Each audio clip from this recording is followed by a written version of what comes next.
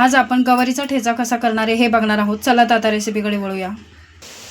उभा चिरलेला कांदा, टोमॅटो, बारीक चिरलेली कोथिंबीर, हिरवी मिरची आणि लसूण ह्याचा ठेचा करून घेतलेला आहे आणि हे शेंगदाणे भाजून त्याचा कूट करून घेतला आहे। गवार, हळद, जिरे।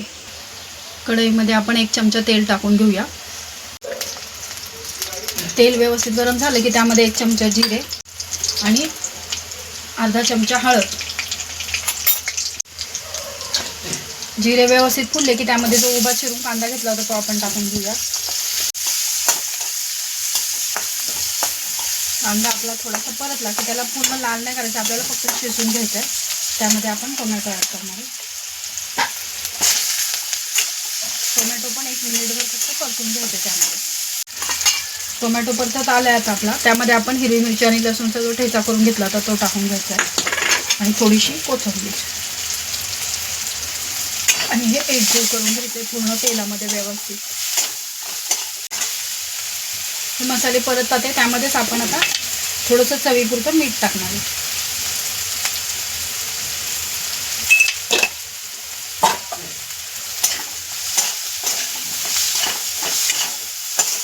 आपलं 1 मिनिटभर व्यवस्थित परतून झाले, त्यामध्ये आता आपण गवार टाकणार आहे।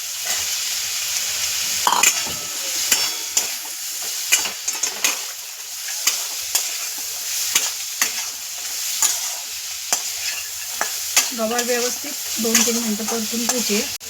आता आपली गवार व्यवस्थित परतली आहे, तर ह्याच्यामध्ये आपण थोडा शेंगदाण्याचा कूट टाकायचा आहे।